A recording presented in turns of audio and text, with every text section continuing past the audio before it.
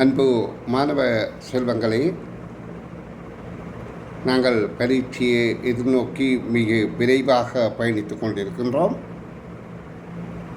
பரீட்சை எங்களுக்கு இலகுவானதாகவும் புள்ளிகள் நிறைவானதாகவும் கிடைப்பதற்காக நாங்கள் அதீத பயிற்சிகளில் ஈடுபடுகின்றோம்.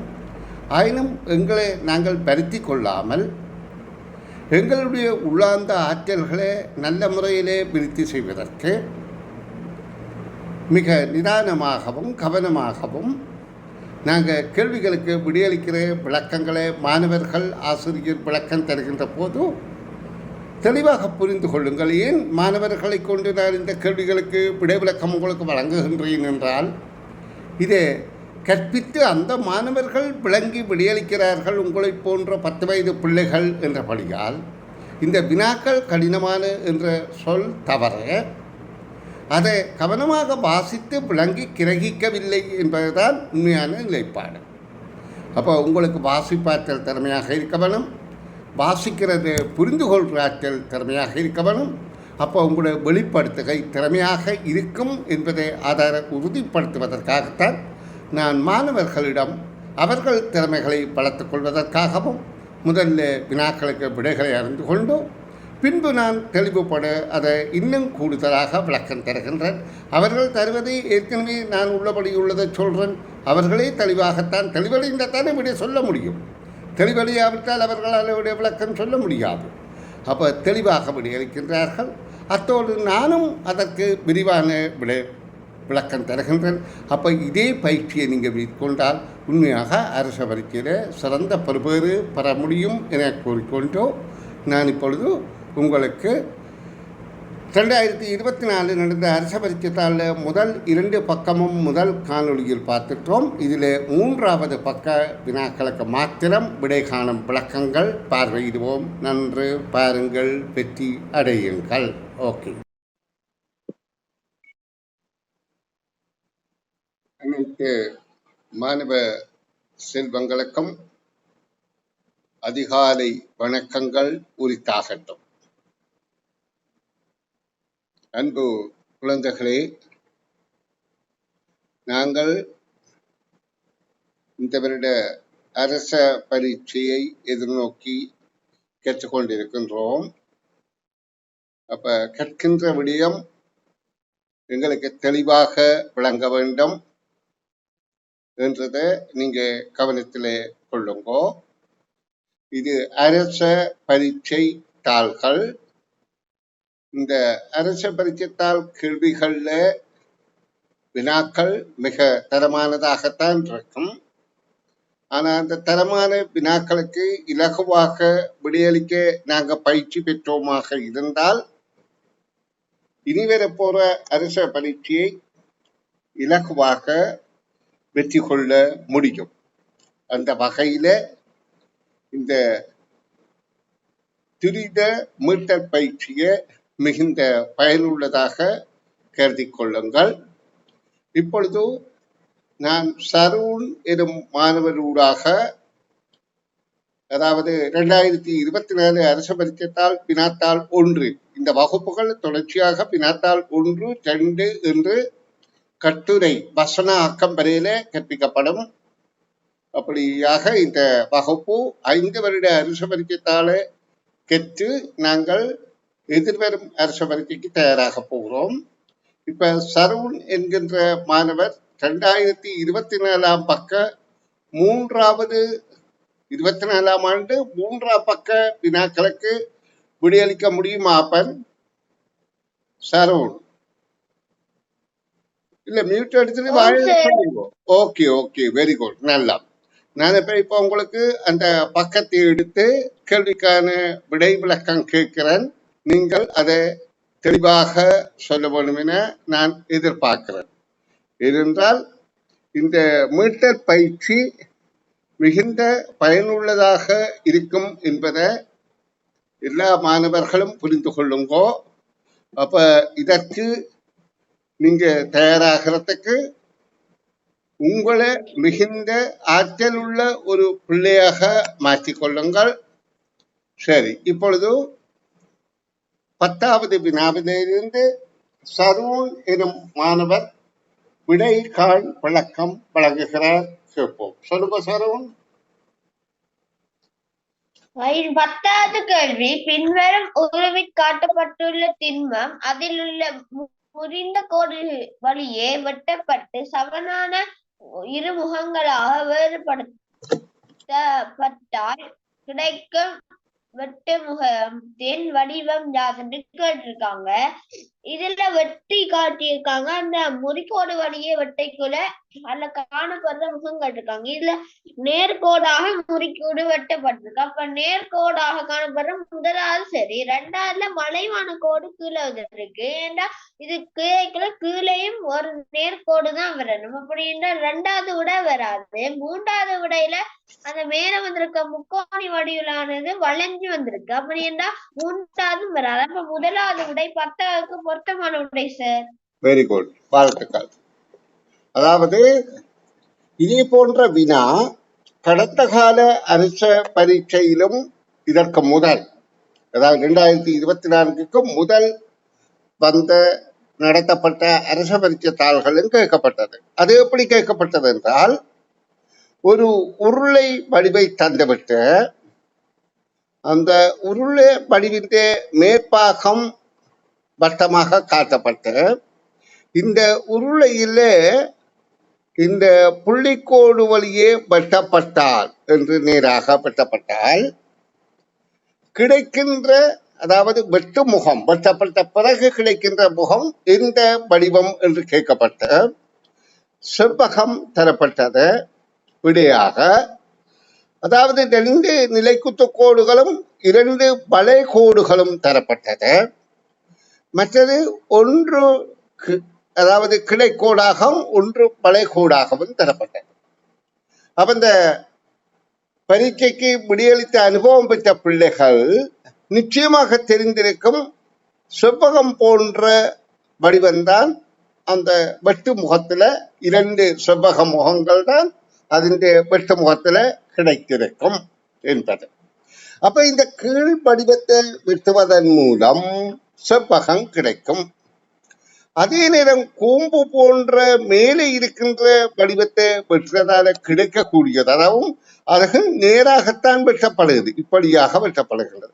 அப்ப அதற்கு நேராக முக்கோணம் தான் கிடைக்கும். அப்ப முக்கோணமும் செவ்வகமும் சேர்ந்தது இதுல முதலாவது விடைதான். ஏனென்றால் இரண்டாவது விடையில கீழ்கோடு வளைகோடாக இருக்கின்றது. மூன்றாவது விடையில அந்த கூம்பு போன்ற அமைப்பின் 2 கோடுகளும் வளைகோடாக இருக்கின்றது. அப்ப அந்த விடைகள் பொருந்தாது. முதலாவது விடையே பொருந்தும் என்பது தர்க்க ரீதியாக சரியான விடை.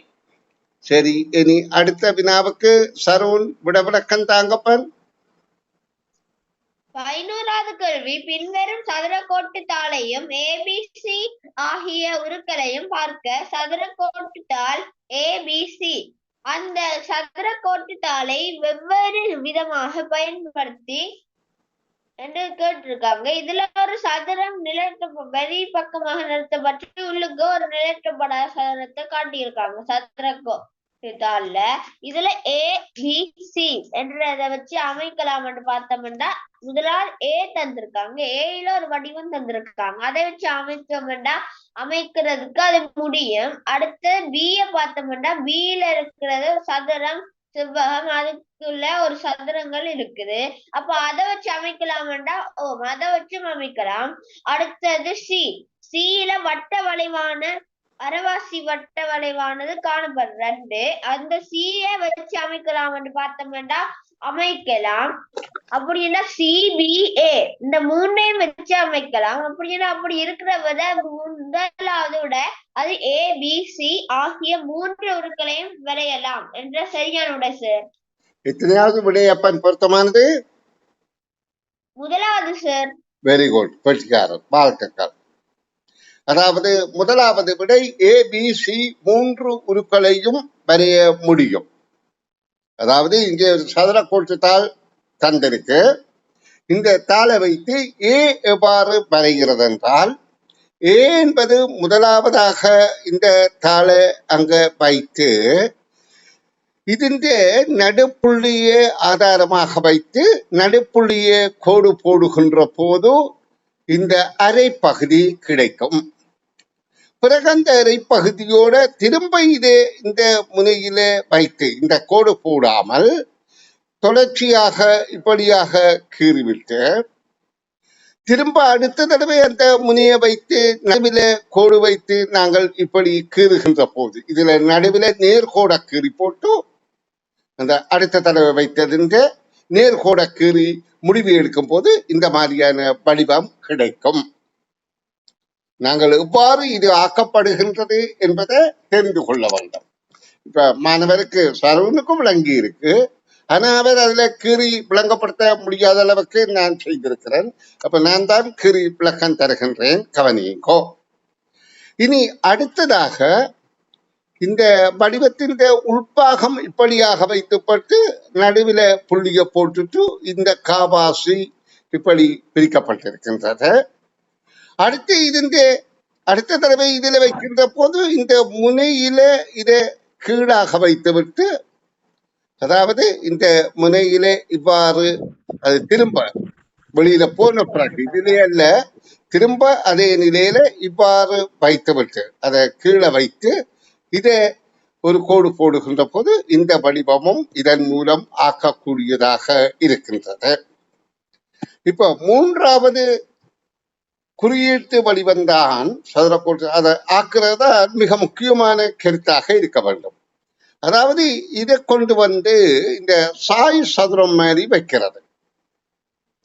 இந்த உள் சதுரம் இவ்வாறு இருக்கக்கூடியதாக, வெளியில இவ்வாறு இருக்கக்கூடியதாக இதை சாய் சதுரமை வைத்து இதிலே ஒரு குண்டூசியால அமர்த்தி கொண்டு இதை பேனாவால பிடித்து கீறும் போது இப்படியான கூடு வரும். அதே மாதிரி அடுத்ததுல கீறுற போது அடுத்த ஒரு கூடு வரும்.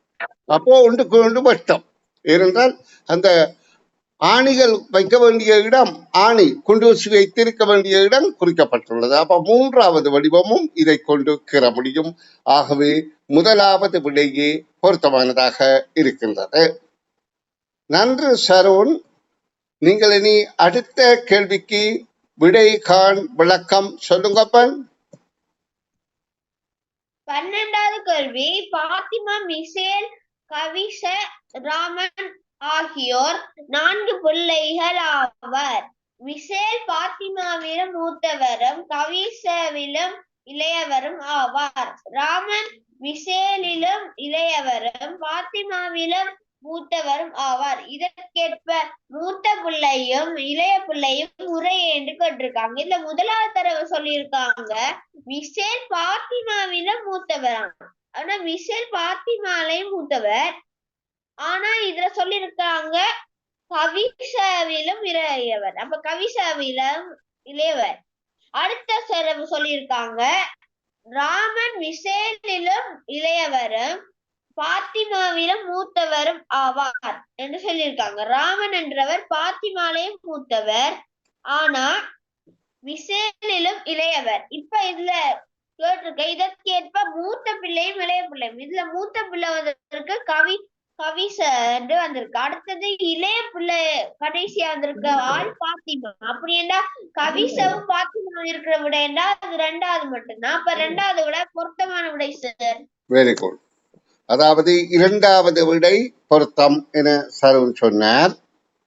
இப்ப இந்த கேள்வியில 4 பேற்ற பெயர்களை தந்து பாத்திமா, மிசேல், கவிஸ், ராமன் ஆகிய 4 பிள்ளைகள் ஆவார்கள். பிறகு ஒப்பிடப்படுகின்றது. மிசேல 2 பேரோடு ஒப்பிடப்படுகின்றது. பிறகு ராமனை 2 பேரோடு ஒப்பிடப்படுகின்றது. 4 பிள்ளைகள், 6 பிள்ளைகள் அல்ல. அப்போ ஒப்பிடப்பட்டவரோடையே திரும்பவும் ஒப்பிடப்படுகின்றது. அப்படி ஒப்பிடப்பட்டு இதில மூத்த பிள்ளையும் இளைய பிள்ளையும் முறையே என்று கேட்கப்படுகின்றது. இங்க பிறந்த வருடங்களை தரவில்லை, ஒப்பிடப்பட்டுத்தான் கேள்விகள் கேட்கப்படுகின்றது. அப்ப நாங்கள் இதில் என்ன, இதனுடைய தொடர்பு, சரியான தொடர்பை இனங்காண வேண்டும். இதற்கு நாங்கள் இலகுவாக பின்பற்றக்கூடிய முறை என்னென்றால், இப்ப நாங்கள் என்ன செய்யணும்னா இந்த 4 பேரையும் ஒரே மட்டத்திலே எடுத்துக்கொண்டு அந்த ஒப்பிடப்பட்டதுக்கு அம்புக்கோடுகள் இட்டு பார்ப்பது இலகுவாக இருக்கும். அதை விட்டுட்டு அவையின் பெயர்களை போட்டு மேல கீழே போட்டால் ஒரு சிக்கல் ஒன்று இருக்கும். அதை நான் உங்களுக்கு காட்டுறேன் பாருங்க. அப்ப முதலாவதுல தரப்பட்ட கூற்றில சொல்லப்படுது, மிஷேல் பாத்திமாவிலும் மூத்தவரும் கபிசாவிலும் இளையவரும் ஆவார். மிஷேல் என்ற மாணவர் பாத்திமாவை விட மூத்தவர். அப்ப மிஷேலை நாங்கள் இப்படியாக எழுதி கொண்டால் அவர் பாத்திமாவை விட மூத்தவர். அப்ப பாத்திமாவை இப்படியாகத்தான் எழுதி கொள்ள வேணும். அதே நேரம் கவிசாவிலும் இளையவர் என்று சொல்லப்படுது. அப்ப கவிசாவை இதை விட கொஞ்சம் பெருசாக எழுத வேண்டும். இப்ப நாங்கள் அம்புக்கோடுகளால் குறித்த வடிவங்கள் உங்களுக்கு இப்ப தெளிவாக புரிந்திருக்கும். நன்றாக பார்த்துக் கொள்ளுங்கோ. இதில் என்ன சொல்லப்படுது, மிஷேல் என்கின்ற மாணவர் பாத்திமா எனும் மாணவரை விட மூத்தவரம். மூத்தவர் என்றால் வயது கூடியவரம். அதே நேரம் கவிசாவிலும் வயது குறைந்தவரும் இளையவரும் ஆவார். அப்ப அந்த கூற்றை நாங்கள் ஒரு சலாகை கோடு அம்பக்கோடு படங்களாக குறித்திட்டோம். இலகுவாக இருக்கின்றது. இனி அடுத்து இப்ப 3 பேரை ஒப்படைக்கல, இன்னும் ஒரு ஆள் இதுல விடுபட்டு விட்டார். அந்த ஒரு ஆளை சேர்த்து வேறு 2 ஒப்பிடப்படுகின்றது. அப்படி ஒப்பிட்டால்தான் எங்களுக்கு இவர்கள மூத்தவர் யார், இவர்கள மூத்தவர் யார், இளையவர் யார் என்பதை அடுத்ததாக பார்க்க முடியும். அப்ப அடுத்த சொல்லப்படுது ராமனோடு ஒப்பிடப்படுகின்றது. அதாவது ராமன் என்பவர் மிஷேலிலும் இளையவரும். அப்ப நாங்க என்ன செய்யணும், உடனடியாக ராமனை கீறிக்கொள்ளணும். ராமன் என்பவர் ராமன் மிஷேலிலும் இளையவரும். அப்ப மிஷேலை விட இளையவர் என்றால் இங்கே வர வேண்டும். அதாவது இங்க வரலாம் அல்லது இங்க வரலாம். ஆனால் அங்கே சொல்லப்படுகின்றது மிஷேலிலும் இளையவரும், ஆனாலும் பாத்திமாவிலும் மூத்தவரும். அப்ப பாத்திமாவை விட மூத்தவர். அப்ப இந்த கீழ் அம்பக்கோடு பொருந்தாது. ஏன், பாத்திமாவை விட அவர் மூத்தவர். இப்ப இவரை விட அதாவது ராமன் என்பவர் மிஷேலை விட இளையவர், ஆனால் பாத்திமாவை விட மூத்தவர். அப்ப இப்ப நாங்கள் ஏறு வரிசையில சொன்னால், அதாவது முதலாவது பாத்திமா வருவா, 2வது ராமன் வருவர், 3வது மிஷேல் வரும், 4வது கவிஷ வருவர். அப்ப மூத்தவரும் இளையவரும் தானே முறையே என்று கேட்கப்படுகிறது. இதற்கேற்ப மூத்த பிள்ளையும் இளைய பிள்ளையும் முறையே என்று கேட்கப்பட்டபடியால் நாங்கள் முறையே தர வேண்டியது, முதல்ல மூத்தவர் யார் என்றால் கவிஷா, இளையவர் யார் என்றால் பாத்திமா. அப்ப 2வது விடை பொருத்தமானது. குழந்தைகளுக்கு நான் மீள சொல்றது என்னென்றால், அரச பரீட்சையில கேட்கப்படுற கேள்விகள் உங்கள் திறமைகளை சரியாக இனங்காணுகின்ற கேள்விகள் என்பதை புரிந்து கொண்டு விடையளிக்க பழகிக் கொள்ளுங்கள். அதற்காகத்தான் இந்த பயிற்சியில மீட்டுக் கொண்டிருக்கிறோம். இந்த பயிற்சி இப்பொழுது மீட்கப்படுகின்ற போது மாணவர் கூறிய பிறகு நானும் அதுக்கு விளக்கம் கூடுதலாக. அப்படியும் உங்களுக்கு புரியவில்லை என்றால் நீங்கள் முதல் ஏற்கனவே நான் வகுப்பறையில பிள்ளைகளோட இதை பற்றி மிக விரிவாக இந்த காணொலிகள் போட்டிருக்கு, அதை பாருங்க. சரி, அடுத்த கேள்விக்கு சரவண் விட சொல்லுங்க. அப்பன் 13வது கேள்வி, முந்தைய நாளுக்கு முந்திய நாள் வெள்ளிக்கிழமை எனில் நாளை மறுதினத்திற்கு அடுத்த நாள் யாதுன்னு கேட்டிருக்காங்க. இதுல முந்தைய நாளுக்கு முந்திய நாள் என்ன, நேற்று முன்தினத்துக்கு முதல் நாள். அப்படி என்றா இதுல சொல்லியிருக்காங்க நேற்று முதலுக்கு முந்திய நாள் வெள்ளிக்கிழமை. அப்படின்னா நேற்று முன்தினத்துக்கு முந்திய நாள் வெள்ளி. அடுத்த சொல்லியிருக்காங்க இதுல நாளை மறுதினத்துக்கு அடுத்த நாள் என்ன கிழமை என்று கண்டுபிடிக்கிறோமா. அப்படின்னா நேற்று முன்தினத்துக்கு அடுத்தது நேற்று, இன்று, நாளை, நாளை மறுதினம், நாளை மறுதினத்திற்கு அடுத்த நாள். இதுல வெள்ளி என்று சொல்லியிருக்காங்க நேற்று முன்தினத்திற்கு முதல் நாள். அப்படின்னா அதுக்கு அடுத்தது சனி, ஞாயிறு, திங்கள், செவ்வாய், புதன், வியாழன். அப்படின்னா இதுல நாளை மறுதினத்திற்கு அடுத்த நாள் வியாழன் வருது. இதுல கேட்டிருக்க கேள்வியும் நாளை மறுதினத்திற்கு அடுத்த நாள் அப்படின்னா வியாழக்கிழமை என்ற 3வது விடைய பொருத்தமா இருக்கு சார். வெரி குட், நல்லா.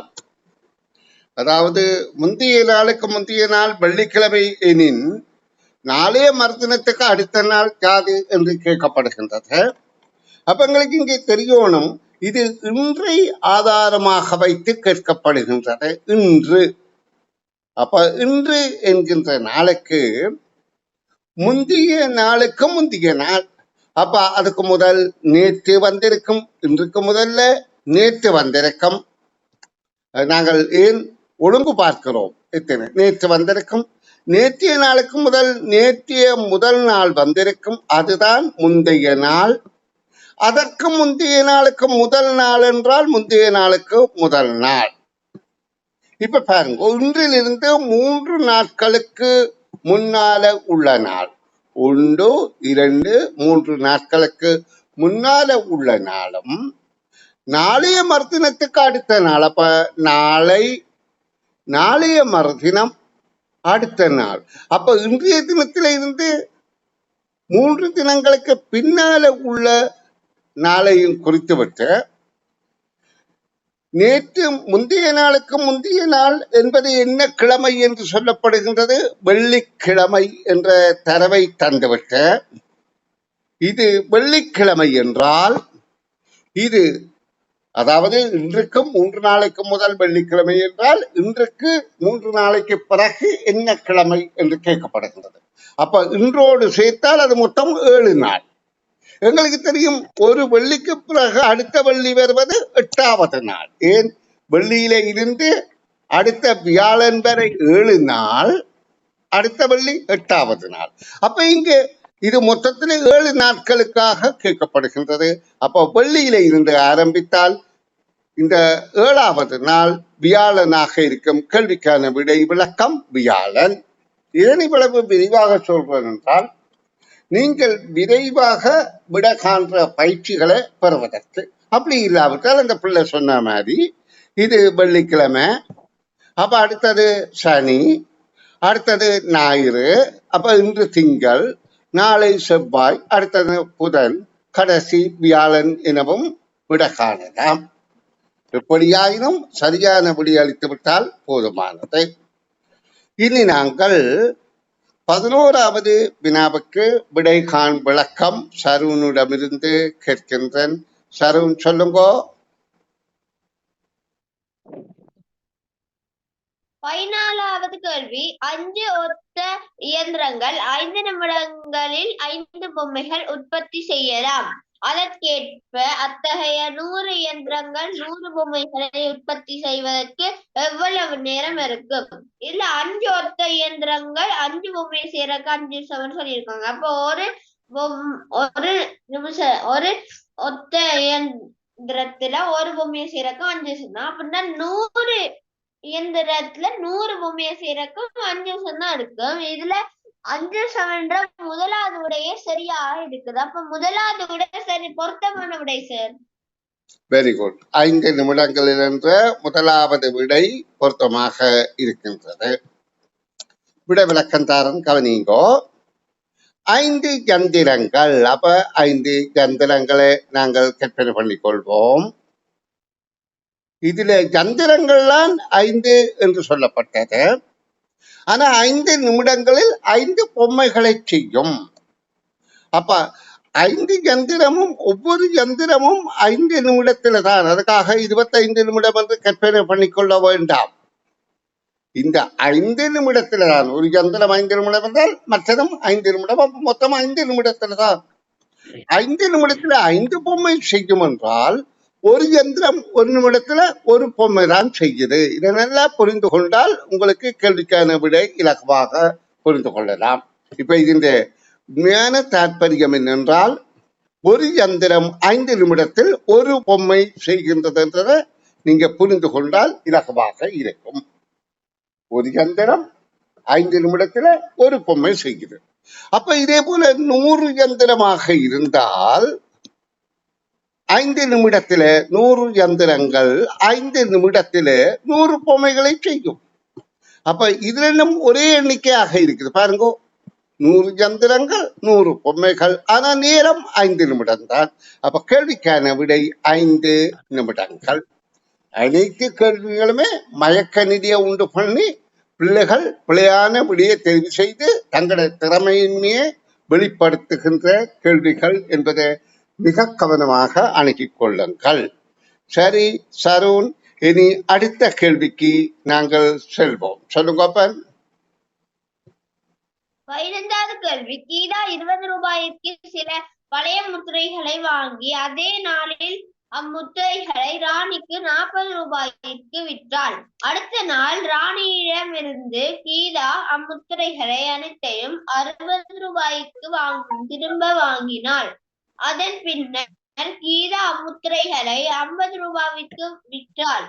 இக்கொடுக்கல் வாங்கலில் கீதாவிற்கு என்று கேட்டிருக்காங்க. கீதா இல்ல 20 ரூபாய்க்கு சில பழைய முத்திரைகளை வாங்குறா. அவ ஒரு முத்திரையை வாங்கினாண்டா அதுல அவ 20 ரூபாய் செலவு பண்றாவாம்.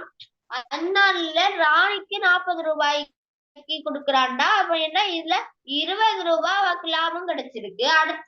அடுத்த நாள் ராணியிடம் கீதா முத்திரைகளை அனைத்தையும் 60 ரூபாய்க்கு வாங்கி 50 ரூபாய்க்கு விற்கிறவாம். அப்படியே 50 கழிச்சப்படா 10 ரூபாய் நஷ்டமா வந்திருக்கு. இதுல கேட்டிருக்கிறது கீதாவுக்கு இந்த கொடுக்கல் வாங்கல கிடைச்சது. அப்ப 20ல இருந்து 10 போச்சுன்னா 10 ரூபாய் லாபம் கிடைச்சிருக்கு. அப்ப லாபம் ஏற்படுகின்றது என்ற முதலாவது விடை சரியான விடை சார்.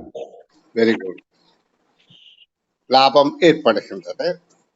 இப்ப இந்த கேள்வியுடைய மயக்க நிலை என்னென்றால் இது சிறுவர்களுக்கு மாத்திரமல்ல, பெரியவர்களுக்கு கூடிய ஒரு மயக்க நிலை இருக்கின்றது. என்னடா 20 ரூபாய்க்கு வாங்கி 40 ரூபாய்க்கு இது கூட அப்புறம் 50 ரூபாய்க்கு வாங்குறார் கூட காசுக்கு, 60 ரூபாய்க்கு வாங்குறார் கூட காசுக்கு, அப்புறம் 50 ரூபாய்க்கு விற்கிறார். அப்ப எல்லாம் பெரு நட்டம் போல தெரிகின்றது. அப்ப இதை தனித்தனியாக பிரித்து இப்ப சருவன் சொன்ன மாதிரி இப்ப முத்திரைகளை என்றால் ஒன்றுக்கு மேலே தான். ஆனா ஒரு முத்திரை என்று நாங்கள் கணக்கு பார்த்தா தான் எங்களுக்கு இலகுவாக விடை தெரியும். அப்ப ஒரு முத்திரையை 20 ரூபாவுக்கு வாங்கி இருக்கிறார், 40 ரூபாவுக்கு வித்திருக்கின்றார். அப்ப அவருக்கு அந்த ஒரு முத்திரை வியாபாரத்தால கிடைத்த லாபம் 20 ரூபாய். முதலாவது வாங்கிய விலை விற்ற விலை, விற்ற விலையில வாங்கிய விலையை கழித்தால் லாபம் தெரியும். அடுத்த தடவையிலே அவர் இந்த விற்ற புத்திரைகளை 50 ரூபாவுக்கு வாங்கி இருக்கிறார், 60 ரூபாவுக்கு வாங்கி இருக்கிறார் வாங்கிய விலை. ஆனா 50 ரூபாய்க்கு தான் விற்றிருக்கிறார். இப்ப நஷ்டம் ஏற்படுகின்றது 10 ரூபாய். இப்ப மொத்தத்தில் இவற்றை இது நடவடிக்கைகளையும் 2 தரம் நடவடிக்கை செய்திருக்கிறார். ஒரு தடவையில 20 ரூபாய் லாபம், அடுத்த தடவையில 10 ரூபாய் நஷ்டம். அப்ப லாபத்தில் நஷ்டம் கழிந்தால் இப்ப 10 ரூபாய் லாபம் தான் என்பதை கருத்தில் கொள்ளுங்கள். நஷ்டமடையவில்லை. இருந்த 2 செயற்பாடுகளாலேயும் அவருக்கு லாபம் வந்தது 10 ரூபாய் லாபம். ஆகவே லாபம் என்ற விடையே பொருத்தமானது. இனி கற்பித்தல் ரீதியான வினா, இறுதி வினா இந்த பக்கத்தின். அதுக்கு சருண் விட விளக்கம் சொல்லுங்க. 16வது கேள்வி. தினமும் விடிய காலத்தில் வானிலை முன்னறிவித்தலுக்கு செவிமடுக்கும் ஸ்ரீபாலா மழை பெய்யும் நாட்களில் மாத்திரம் தனது மோட்டார் காரில் அலுவலகத்திற்கு செல்வார். அவர் மழை பெய்யும் ஒவ்வொரு நாளும் தவறாமல் தனது குடையையும் எடுத்து கொண்டு செல்வார். அதற்கேற்ப பின்வரும் எக்கூற்று சரியானது. முதலாவது விட, இதுல நாங்க விடைய வச்சு பார்க்கணும். முதலாவது விட, திரு ஸ்ரீபாலா குடையை எடுத்துக்கொண்டு அலுவலகத்திற்கு செல்லும் ஒவ்வொரு நாளும் தனது மோட்டார் காரில் செல்வார் என்று சொல்லியிருக்காங்க. இதுல சொல்லியிருக்காங்க மழை காலத்துல மட்டும்தான் மோட்டார் காரை எடுத்து செல்வாராம். அப்பதான் இந்த குடையும் எடுத்து செல்வாருன்னா அந்த கூற்று பிழை. அடுத்தது எல்லா நாளும் இந்த சொல்லியிருக்காங்க அலுவலகத்திற்கு செல்லைக்குள்ளையும் ஒவ்வொரு நாளும் கொண்டு போறேன்னா பிழை. அடுத்தது திரு ஸ்ரீபாலா தனது மோட்டார் காரில் அலுவலகத்திற்கு செல்லும் சில நாட்களில் குடையை எடுத்து கொண்டு செல்வதில்லை என்று சொல்லியிருக்காங்க. இதுல சொல்லியிருக்காங்க அவர் மழை காலத்துல மாற்றுதான் தவறாமல் குடையை எடுத்து செல்வார். இதுல சொல்லியிருக்காங்க மோட்டார் காரில் செல்லும் சில நாட்களில் குடையை எடுத்து செல்வதில்லை. மோட்டார்காரர் செல்றது இவர் மழை பெய்யும் நாட்கள்ல. ஆனா குடை கொண்டு தவறாமல் செல்வாருன்னா அந்த விடயம் அப்ப வராது. அடுத்து திரு ஸ்ரீபாலா தனது மோட்டார் காரில் அலுவலகத்திற்கு செல்லும் ஒவ்வொரு நாளும் குடையை எடுத்து கொண்டு செல்வார். மழை காலத்துல காரையும் எடுத்து கொண்டு போய்க்குள்ள குடையையும் எடுத்து கொண்டு செல்வார். அப்ப மூன்றாவது விடை இதுக்கு பொருத்தமான விடை சார். வெரி குட், கெட்டிக்காரர், வாழ்த்துக்கள். அவர் மிக தெளிவாக விளக்கம் சொன்னார். இப்ப இதில் என்னென்றால் வாக்கியத்தில் உள்ள விடயத்தை தெளிவாக வாசித்து புரிந்து கொள்ள வேண்டும். புரிந்தால்தான் நாங்கள் விடைகள்ல அந்த வாக்கிய முதல் வாக்கிய பந்தியில வாக்கியங்கள் பல இணைந்து வந்த பந்தியில உள்ள விடயம் எந்த விடையில மிக தெளிவாக இருக்கின்றது என்பதை நாங்கள் புரிந்து கொள்ளக்கூடியதாக இருக்கும். இப்ப பாருங்கோ, இதுல சொல்லப்படுற ஒவ்வொரு விடயத்தையும் கவனமாக கிரகித்துக் கொள்ளுங்கோ. தினமும் ஒவ்வொரு நாளும் விடியற்காலத்தில் வானிலை முன்னறிவித்தலை செவிமடுக்கும் ஸ்ரீபாலா. ஒவ்வொரு நாளும் வானிலை முன்னறிவித்தலை தொலைக்காட்சி பட்டியல அல்லது வானொலி பட்டியல கேட்கின்ற ஸ்ரீபாலா என்பவர் மழை பெய்யும் நாட்களில் மாத்திரம், இந்த ஒவ்வொரு கூற்றுக்களையும் கவனமா பார்த்துக் கொள்ளுங்க. மழை பெய்யும் நாட்களில் மாத்திரம் மோட்டார் காரில் அலுவலகத்துக்கு செல்வார். அப்ப இப்ப எங்களுக்கு என்ன விளங்குது? அவர் தினசரி வேலைக்கு போறார், அது ஒன்று விளங்குது. அவர் முன்னறிவித்தல் கேட்கிறது பொதுவான விடயம். அப்படி என்ற அறிவித்தலை கேட்டு அவர் மழை பெய்யும் என்று அறிந்தால் கண்டிப்பாக மோட்டார் காரில் செல்வார். அப்ப அவர் மத்திய நாட்கள்ல வேறு ஏதோ வகையில பேருந்துலையோ அல்லது நடந்தோ என்னவோ போகின்றார். அதை பத்தி எங்களுக்கு தெரியாது. ஆனா மோட்டார் காரில் போகவில்லை. மழை பெய்யாத நாள்ல மோட்டார் கார்ல போகவில்லை, மழை பெய்கிற நாள்ல மோட்டார் கார்ல போறார், தினமும் வேலைக்கு போறார், வானிலை அவதான விடயங்களை அறிந்து கொள்றார். அறிந்தா தானே மழை பெய்கிற நாள் தெரியும். சரி, அடுத்தது மழை பெய்யும் ஒவ்வொரு நாளும் தவறாமல் தனது குடியையும் எடுத்துக்கொண்டு செல்வார். அப்ப மழை பெய்கிற நாள்ல அவர் கார்ல போற நாள்ல அவர் அந்த காருக்குள்ள குடியையும் எடுத்துக்கொண்டு போவார். அப்ப மற்ற நாள்ல பேருந்துல போறாரு, நடந்து போற நாள்ல கூட கொண்டு போறாரா, கொண்டு போகவில்லையா என்பது எங்களுக்கு விடயம் தேவையில்லை. இங்க தேவை மழை பெய்கிற நாள்ல கார்ல போறார், கார்ல போனா குடையும் கொண்டு போறார். இப்ப எங்களுக்கு தீர்க்கமா தெரியுது கார்ல போனா கூட கொண்டு போறார். அப்ப மற்ற பத்தி எங்களுக்கு தெரியாது. ஆனா மழை பெய்தாத்தான் கார்ல போவார். தீர்க்கமா தெரிகிற விடயங்கள். தினமும் வேலைக்கு போவார். சரி, அதற்கேற்ப இதிலே எந்த கூற்று சரியானது என்று பார்த்தால் முதலாவது கூற்றை பார்ப்போம். ஸ்ரீபாலா குடியை எடுத்துக்கொண்டு அலுவலகத்தை செல்லும் ஒவ்வொரு நாளும் தனது மோட்டார் காரில் செல்வார் என்பது பொருந்தாது. அதாவது அவர் குடியை எடுத்துக்கொண்டு அலுவலகத்தை செல்கிற ஒவ்வொரு நாளும் குடியை எடுத்துக்கொண்டு சிலபல மழை இல்லாத நாள்லயும் அவர் கூட கொண்டு போகலாம். அப்ப எங்களுக்கு தெரியாதபடியால் இந்த கூற்று பொருத்தம் இல்லை. ஸ்ரீபாலா மழை பெய்கிற நாள்லதான் கூட கொண்டு போறாரு இங்க கூறியதுக்காக நாங்க மழை பெய்யாத நாள்ல அவர் கூட கொண்டு போகவில்லை என்று நினைக்க கூடாது. அவர் மழை பெய்யாத நாள்லையும் குடி எடுத்துக்கொண்டு பேருந்திலேயோ நடந்தோ போயிருக்கலாம். குடியை பயன்படுத்தல, பாதுகாப்புக்காக வைத்திருக்க. ஆனா இங்க கார்ல போ வைக்க கூட கொண்டு போறார் என்பதுதான் எங்களுக்கு தீர்க்கமாக தெரியும். அப்ப முதலாவது கூற்று எங்களுக்கு தர்க்கித்தல் முறையில சரியாக தீர்க்கமாக தெரியாது. அதாவது இங்க முழுக்க சரியாக தெரிகின்ற விடயத்தான் நாங்க தெரிவிச்சுக்கோம். அடுத்தது, திரு ஸ்ரீபாலா தனது மோட்டார் காரில் அலுவலகத்தை செல்லும் சில நாட்களில் குடியெடுத்து கொண்டு போவார். அப்படி இல்லையே, மழை பெய்ய நாட்கள் எப்பவும், அதாவது ஸ்ரீபாலா மோட்டார் கார்ல போற நேரத்துல எப்பவும் குடிய கொண்டு போவார் என்று சொல்லியிருக்கு. அப்ப அது தவறு. இப்போ இந்த கார்ல போனா அவர் கூட கொண்டு போறார், மழை பெய்தாத்தான் கார்ல போறார். அப்ப அந்த குற்றம் தவறு. அப்ப மூன்றாவது குற்றம் சரியாக இருக்கணும். வாசித்து பார்ப்போம். ஸ்ரீபாலா தனது மோட்டார் கார் அலுவலகத்தை செல்லும் ஒவ்வொரு நாளும் குடி எடுத்துக்கொண்டு சொல்வார். இதுதான் மிக பொருத்தமான விடை. அப்ப எங்களுக்கு இதை தர்க்கித்தல் ரீதியில தெளிவாக வாசித்தால் விடை இலகுவாக கிடைக்கின்றது என்பது உங்களுக்கு புரிகின்றது. ஒவ்வொரு நாளும் இவ்வாறு நீங்கள் அதே மணி நேரம் கடின வினாக்களுக்கு அதிகால வேளையில விளங்கிக் கொள்ற முறையிலே விடைகளை விளங்கிக் கொண்டால் அரச பரீட்சை உங்களுக்கு கடினமாக தோன்றாது. நீங்கள் வாசித்து விளங்கி விடையளிக்க வேண்டும். இப்ப ஆசிரியர் சொல்றார் என்று போட்டு அதை ஒப்புவித்து போட்டு இருக்கிறே இல்லை. நீங்கள் இதை சுயமாக வாசித்து விளங்கி விடையளிக்க வேண்டும் என நான் எதிர்பார்க்கின்றேன்.